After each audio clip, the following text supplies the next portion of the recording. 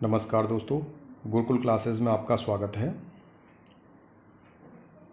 पिछले लेक्चर में दोस्तों हमने कम्युनिकेशन और कम्युनिकेशन सिस्टम के बारे में अध्ययन किया था, जिसमें कम्युनिकेशन सिस्टम का ब्लॉक डायग्राम और क्यों हम कम्युनिकेशन के अंदर हमें इंजीनियरिंग की आवश्यकता पड़ती है, ये सब हमने डिस्कस किया था। बच्चों, जैसे आप देख रहे हैं स्क्रीन पर, this is the book of principle of communication engineering which is written by me. ये मेरे द्वारा लिखी गई बुक है सार्थक पब्लिकेशन में।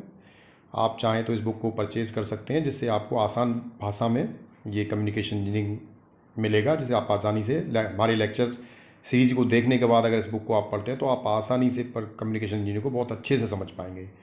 इलेक्ट्रॉनिक्स स्टूडेंट के लिए ये सब्जेक्ट अत्यंत ही आवश्यक सब्जेक्ट है कम्युनिकेशन का। आगे जब हायर स्टडी में भी आप जाएंगे तो वहाँ भी इस सब्जेक्ट की बहुत आवश्यकता होगी, इसीलिए आप इसे ध्यान से पढ़ें और सभी लेक्चरों को पूरा देखें और लेक्चर पसंद आने पर कमेंट्स ज़रूर करें। और आज दोस्तों हम डिस्कस करेंगे इंट्रोडक्शन टू मॉड्यूलेशन। अब हमने पिछले लेक्चर में जैसे डिस्कस किया था communication, what is the need of communication, what is the need of communication system, basic fundamental blocks of communication system. In today's lecture we'll discuss about the modulation.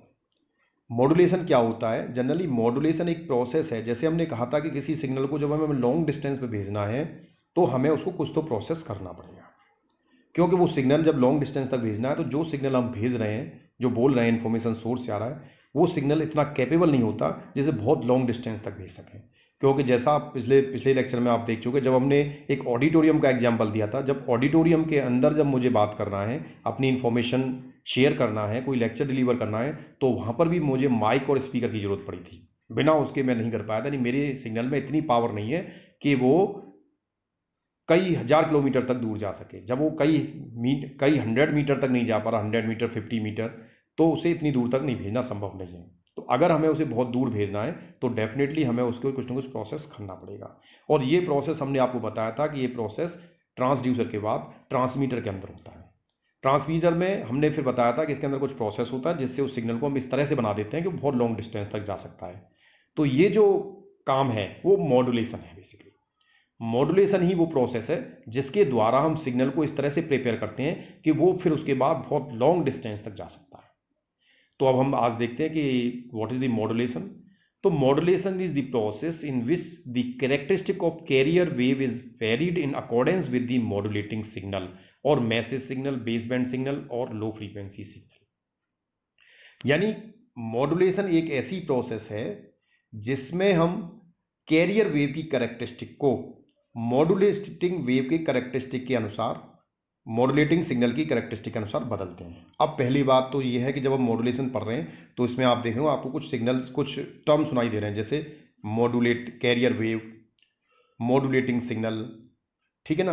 तो carrier wave generally एक high frequency wave होती है, एक high frequency का signal होता है। जो signal से हम बोल रहे हैं, मैसेज सिग्नल क्या है? जो इन्फॉर्मेशन जहाँ से जनरेट हो रही है, जैसे मैं बोल रहा हूँ तो मेरे द्वारा जो भी इन्फॉर्मेशन जनरेट हो रही है, तो मेरे द्वारा जो इन्फॉर्मेशन जनरेट हो रही है वो कहलाएगा मैसेज सिग्नल। तो ये सिग्नल बहुत लो फ्रीक्वेंसी का सिग्नल होता है। जैसा आप जानते हैं कि हम जो बोलते हैं स्पीच सिग्नल जो होता है, वॉइस सिग्नल, वो 20 हर्ट्ज से 20 किलो हर्ट्ज तक के बीच में रहता है। इन जनरल एवरेज बात करें तो हर एक व्यक्ति लगभग 4 से 5 किलो हर्ट्ज की फ्रीक्वेंसी पर बोलता है। तो ये काफ़ी लो फ्रीक्वेंसी का सिग्नल होता है। लेकिन जब हमें सिग्नल को ट्रांसमिट करना है तो इतनी कम फ्रीक्वेंसी के सिग्नल को बहुत लॉन्ग डिस्टेंस तक ट्रांसमिट नहीं किया जा सकता। तो ऑब्वियस है कि हमें एक हाई फ्रीक्वेंसी सिग्नल की आवश्यकता होगी, जिसकी हेल्प से, जिसकी सहायता से हम इसे बहुत लॉन्ग डिस्टेंस तक भेज पाएंगे। तो कैरियर सिग्नल एक हाई फ्रीक्वेंसी सिग्नल होता है जिसकी सहायता से हम लो फ्रीक्वेंसी सिग्नल को बहुत दूर तक भेज पाते हैं। तो अब हम लो फ्रीक्वेंसी सिग्नल को हाई फ्रीक्वेंसी सिग्नल की सहायता से कैसे भेजेंगे, ये काम मॉड्यूलेशन प्रोसेस के अंदर होता है। तो मॉड्यूलेशन प्रोसेस में हम क्या करते हैं कि modulation is the process in which the characteristics of carrier wave, यानी कि इस प्रोसेस के अंदर कैरियर वेव की कैरेक्टरिस्टिक को मॉड्यूलेटिंग सिग्नल की कैरेक्टरिस्टिक के अनुसार हम परिवर्तित करते हैं। This process is called modulation process.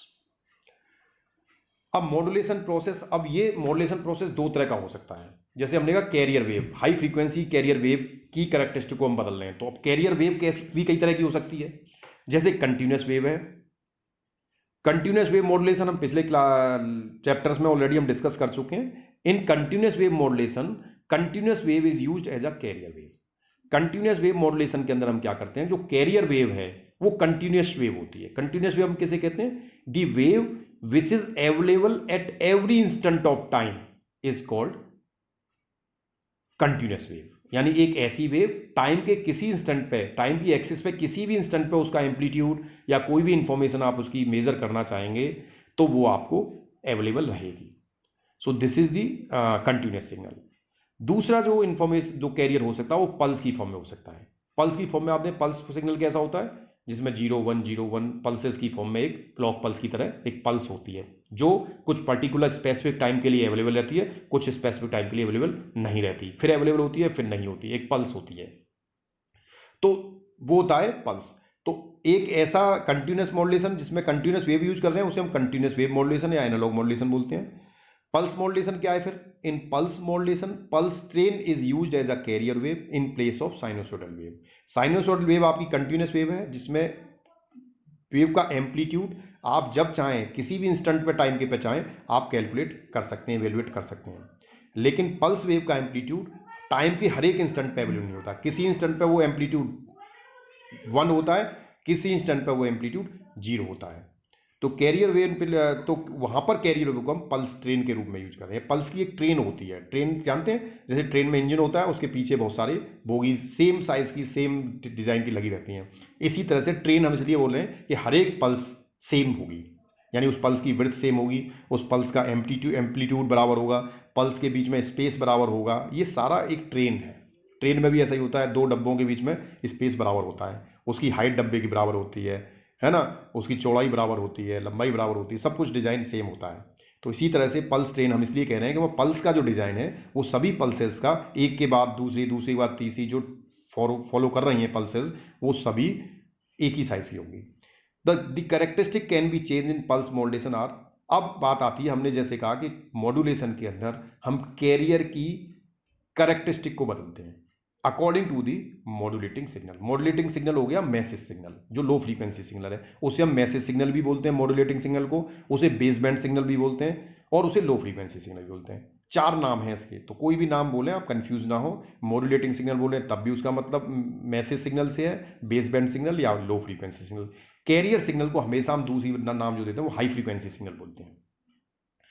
तो अब हमने जैसे कहा कि कैरियर सिग्नल की कैरेक्टरिस्टिक को हम चेंज करते हैं according to the modulating signal. अब बात आती है कि what are the characteristic that can be change. क्योंकि कैरेक्टरिस्टिक भी तो कई हो सकती हैं, तो हम कौन सी कैरेक्टरिस्टिक चेंज करते हैं। अब जैसे पिछली क्लासेस में जब हमने आपको amplitude modulation, frequency modulation, phase modulation, ये 3 चैप्टर हम डिस्कस कर चुके हैं और एक इंट्रोडक्शन टू कम्युनिकेशन कर चुके हैं, तो उसमें हमने ये सारा बताया है। तो उसमें फिर दोबारा से एक बार मैं आपको रिवाइज कराता हूँ कि कैरेक्टरिस्टिक में हम अगर हम कंटिन्यूस वेव की बात करें या पल्स की बात करें, कंटिन्यूस वेव में जो साइनोसोडल वेव जहाँ पर होती थी वहाँ पर हम कैरेक्टरिस्टिक जो कैरियर सिग्नल की बदलते थे, या तो हम उसका एम्पलीट्यूड चेंज कर सकते हैं, या हम उसका फ्रीक्वेंसी चेंज कर सकते हैं, या हम उस सिग्नल की फेज चेंज कर सकते हैं। इसी तरह से पल्स मॉड्यूलेशन के अंदर जहाँ पर कैरियर पल्स ट्रेन है उसमें पल्स ट्रेन की कौन कौन सी कैरेक्टरिस्टिक हैं जो हम बदल सकते हैं। तो यहाँ देखें तो हम पल्स की एम्पलीट्यूड बदल सकते हैं, पल्स का विड्थ बदल सकते हैं और पल्स की पोजीशन बदल सकते हैं। ये 3 चीजें पल्स मॉड्यूलेशन के अंदर कैरेक्टरिस्टिक बदली जा सकती हैं। तो according to the characteristic this modulation is further subclassified in the different terms. जैसे कंटिन्यूस वेव के अंदर मॉड्यूलेशन को हम डिफाइन करते थे, अगर हम कैरियर वेव के एम्पलीट्यूड को बदलते थे तो हम कहते थे एम्पलीट्यूड मॉड्यूलेशन। अगर हम कैरियर वेव की फ्रीक्वेंसी को बदलते थे अकॉर्डिंग टू मॉड्यूलेटिंग सिग्नल तो हम उसको फ्रीक्वेंसी मॉड्यूलेशन बोलते थे। अगर हम कैरियर वेव के फेज को बदलते थे मैसेज सिग्नल के अनुसार तो हम उसे फेज मॉड्यूलेशन बोलते थे। इसी तरह से पल्स मॉड्यूलेशन के अंदर अगर हम पल्स के एम्पलीट्यूड को बदल रहे हैं तो उसे पल्स एम्पलीट्यूड मॉड्यूलेशन बोलेंगे। अगर हम पल्स की विड्थ को बदल रहे हैं तो हम उसे पल्स विड्थ मॉड्यूलेशन बोलेंगे। अगर हम पल्स की पोजीशन को बदल रहे हैं तो हम उसे पल्स पोजीशन बोलेंगे, पल्स पोजीशन मॉड्यूलेशन बोलेंगे। तो इस तरह से हम मॉड्यूलेशन को क्लासीफाई करते हैं और 1 बाय 1 हम सारे मॉड्यूलेशंस को स्टडी करेंगे। तो जिसमें हम amplitude modulation, frequency modulation and phase modulation हम ऑलरेडी डिस्कस कर चुके हैं। लेकिन अगर आप लोगों की डिमांड होती है तो आप कमेंट कीजिए, अगर 80% 70% स्टूडेंट कहते हैं कि सर इसे रिवाइज कर दीजिए, तो मैं सारा सिलेबस लास्ट का कवर करने के बाद इनिशियल स्टार्टिंग से दोबारा से उन चैप्टर को कवर कर लूँगा। लेकिन आपको आगे आने वाले चैप्टर में उस चैप्टर से कोई ज़्यादा दिक्कत नहीं होगी अगर आप रेगुलरली इन चैप्टर लेक्चर्स को ध्यान से पढ़ते हैं तो। अब बात आता है, जैसे हमने कहा modulation is the process in which the characteristic of carrier wave is varied in accordance with the modulating signal. अब अगर मॉड्यूलेशन का लाइव एग्जांपल दें तो लगेज ट्रांसपोर्ट सिस्टम एक best example of the modulation. Modulation में हमने क्या कहा था कि हाई फ्रीक्वेंसी सिग्नल की सहायता से हम लो फ्रीक्वेंसी सिग्नल को बहुत लॉन्ग डिस्टेंस तक भेज देते हैं। अब हम इसको दूसरे तरीके से समझते हैं कि सपोज आप एक शहर में रह रहे हैं, किसी एक शहर में रह रहे हैं और आपको उस शहर से किसी दूसरे शहर में शिफ्ट करना है, तो क्या करना होगा, आपको अपना जितना भी लगेज है वो सारा उस शहर में शिफ्ट करना है। क्या वो एनर्जी, वो पावर आपके पास है कि आप अपना सारा लगेज खुद से उठाकर अपने सर पर लेकर या जैसे भी गाड़ी में खींच के आप ले जाओगे वहाँ तक? इट्स नॉट पॉसिबल, क्योंकि आप एक तरह से एक लो फ्रीक्वेंसी सिग्नल की तरह हैं। आपका लगेज इतना कैपेबल नहीं है कि आप इसे लॉन्ग डिस्टेंस तक ले जाएं। तो आपको एक ऐसे कैरियर की जरूरत पड़ेगी जो इसे लॉन्ग डिस्टेंस तक ले जा सके। तो हमें एक कैरियर सिग्नल हो गया, ये मॉड्यूलेटिंग सिग्नल हो गया। जो आपका लगेज है that is the modulating signal. तो और ये कैरियर जो ट्रक है वो एक कैरियर हो गया। अब ये क्या है, यहां पर देखें तो बाद में इस, अब लगेज आपके पास है, कैरियर आपके पास है, तो आपको इसमें लोड भी तो करना पड़ेगा। तो आपको इस लगेज को इस ट्रक में लोड करना पड़ेगा। तो लोड करना जो प्रोसेस है दैट इज द मॉड्यूलेशन, कि हमारे पास ये दो चीज अवेलेबल हैं और इन दोनों से ये काम करना है, यानी कि लगेज है और कैरियर है और इसको हमें लोड करना है। तो ऐसे ही मॉड्यूलेशन के अंदर मेरे पास मैसेज सिग्नल है, जो इन्फॉर्मेशन है जिसे मुझे बहुत दूर भेजना है, और मेरे पास एक हाई फ्रीक्वेंसी सिग्नल कैरियर है। अब मुझे उस मैसेज सिग्नल को कैरियर सिग्नल के ऊपर सुपर इम्पोज करना है, अध्यारोपित करना है, सुपर इम्पोज करना है, रखना है, आप कैसे भी मान लें। और तो वो हम कैसे करेंगे, तो वो प्रोसेस मॉड्यूलेशन कहलाता है। This is the modulation. उसके बाद जब ये लोड हो जाता है तो जो सिग्नल हमें मिलता है लोड में, जैसे मॉड्यूलेशन के बाद जो आपको सिग्नल मिलता है उसे हम कहते हैं मॉड्यूलेटेड सिग्नल, जिसका मॉड्यूलेशन हो चुका है। ऐसे ही ट्रक में आपने सामान लोड कर दिया, तो पहले तो ये ट्रक था, जब इसमें आपने लगेज लोड कर दिया तो ये लोडेड ट्रक कहलाएगा, लोडेड व्हीकल कहलाएगा। अब इसमें लगेज लोड है, अब इसे आप जितना डिस्टेंस तक चाहें उतने डिस्टेंस तक आप इसको ले जा सकते हैं। सो this is the very good example of the communication, जिसमें आपको कैरियर भी दिख रहा है, लगेज भी दिख रहा है, मॉड्यूलेशन भी दिख रहा है, और मॉड्यूलेशन के बाद जो सिग्नल मिलता है मॉड्यूलेटेड सिग्नल वो भी दिखाई दे रहा है। So this is the practical example of the modulation process. Then अब हम देखें तो जैसे हमने कहा था कंटिन्यूस वेव मॉड्यूलेशन, तो this is the wave form of the continuous wave modulation, जिसमें देखें साइनोसोडल वेव है और ये कैरियर है। सीटी जो है वो हम सीटी से रिप्रेजेंट करते हैं कैरियर वेव को, और एम ऑफ टी से रिप्रेजेंट करते हैं मॉड्यूलेटिंग वेव को, और एस ऑफ टी से रिप्रेजेंट करते हैं मॉड्यूलेटेड वेव को। तो ये आपका कैरियर वेव है, हाई फ्रीक्वेंसी सिग्नल है लेकिन कंटिन्यूस है। आप टाइम के किसी भी इंस्टेंट पे चाहेंगे आपको इसका एम्पलीट्यूड अवेलेबल है। और ये कंटिन्यूस वेव ये भी है, but it's a pulse wave.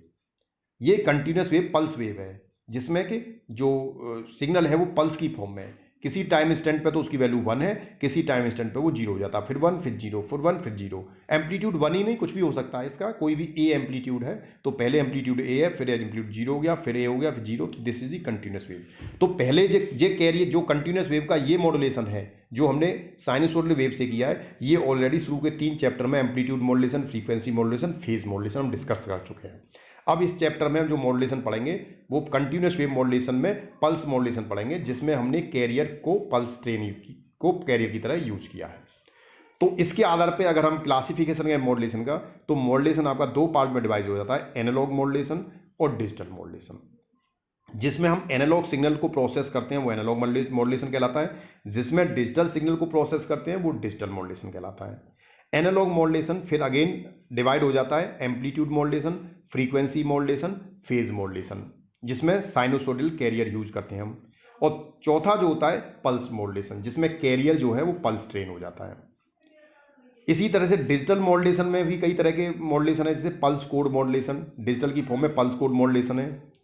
तो एनालॉग पल्स मॉड्यूलेशन में आपके पास क्या गया, the characteristic of pulse train is varied in accordance with the modulating signal the characteristic of pulse train that can be changed are amplitude, width and position. तो analog modulation में हम pulse के अंदर जो कैरेक्टरिस्टिक बदल सकते हैं वो एम्पलीट्यूड, विड्थ और पोजीशन। इसके आधार पे हम एनालॉग पल्स मॉड्यूलेशन को जो है 3 पार्ट में डिवाइड करते हैं। Pulse amplitude modulation, pulse width modulation जिसे पल्स ड्यूरेशन मॉड्यूलेशन भी बोलते हैं या पीडब्ल्यूडीएम पीडीएम बोलते हैं, और पल्स पोजीशन मॉड्यूलेशन जिसे पल्स जिसमें पोजीशन चेंज करते हैं उसे पल्स पोजीशन मॉड्यूलेशन बोलते हैं। इन digital modulation the modulating signal is represented in terms of discrete time and amplitude.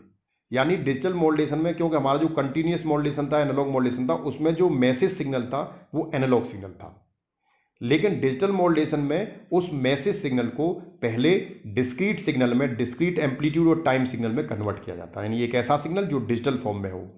Hence it's transmission can be done in the sequence of coded pulse actually. तो digital modulation में जो भी signal transmit किया जाता है वो digital form में transmit किया जाता है, जबकि एनालॉग मॉड्यूलेशन में ट्रांसमिशन एनालॉग ट्रांसमिशन होता है।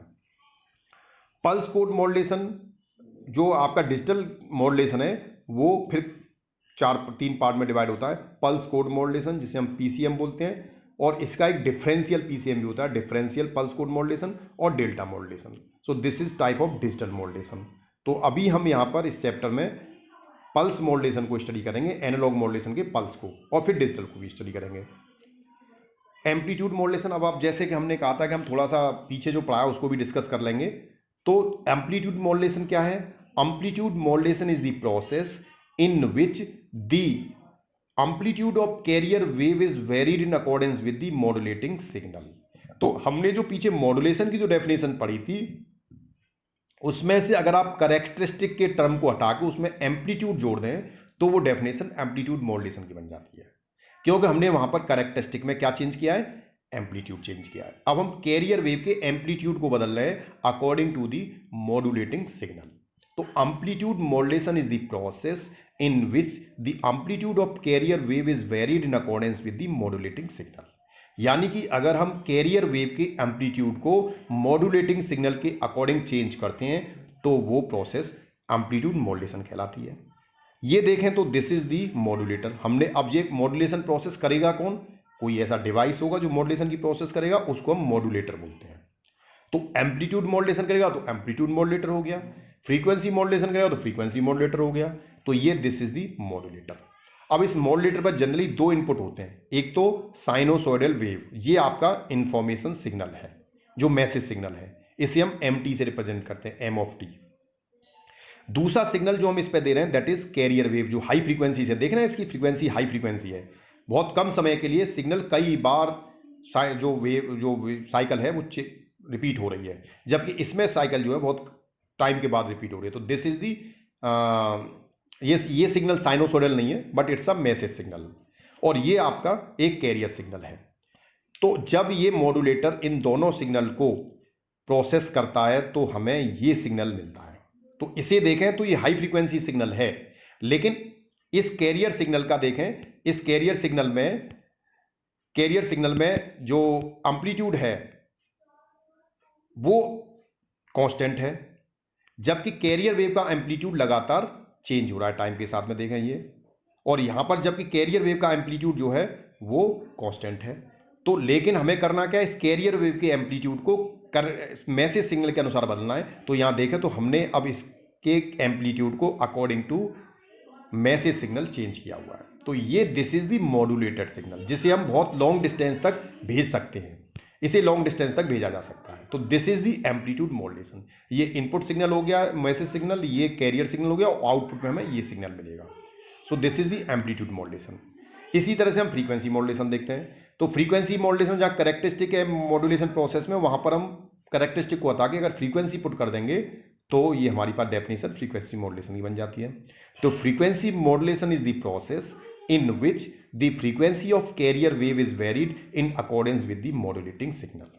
यानी फ्रीक्वेंसी मॉड्यूलेशन हम उसे कहेंगे जिसमें कैरियर सिग्नल की फ्रीक्वेंसी को अकॉर्डिंग टू मॉड्यूलेटिंग सिग्नल हम चेंज करें। तो ये देखें, ये कैरियर सिग्नल है, हाई फ्रीक्वेंसी सिग्नल है, और ये मैसेज सिग्नल है जो बहुत लो फ्रीक्वेंसी सिग्नल है। तो हमने क्या किया, इस सिग्नल की अकॉर्डिंग हमने कैरियर सिग्नल की फ्रीक्वेंसी को बदला।